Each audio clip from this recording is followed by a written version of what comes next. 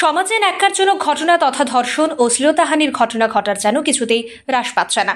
কঠোর আইন বলবৎ থাকা অবস্থায় নাবালিকা মেয়েদের একের পর এক ধর্ষণ ও শ্লীলতাহানির ঘটনা চরম আকার ধারণ করেছে, বিশেষ করে উত্তর ত্রিপুরা জেলায়। পশ্চিমবঙ্গের আরজিকর কাণ্ডের রেশ যেন গোটা ভারতবর্ষে ছড়িয়ে পড়লেও এরই মতো বর্বর ও সমাজবিরোধী ঘটনা ত্রিপুরা রাজ্যে ঘটেই চলেছে।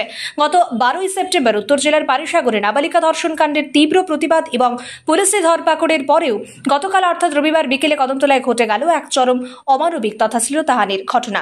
বাজারের এক দোকানে ভিনধর্মী এক নাবালক কর্মচারী কাজে নিযুক্ত ছিল। এমত অবস্থায় দোকান মালিকের 12 বছরের শিশু কন্যার একাকিত্বের সুযোগে তার শরীরের বিভিন্ন আপত্তিকর জায়গায় হাত বুলিয়ে শ্লীলতাহানি করে বলে অভিযোগ করে দোকান মালিক।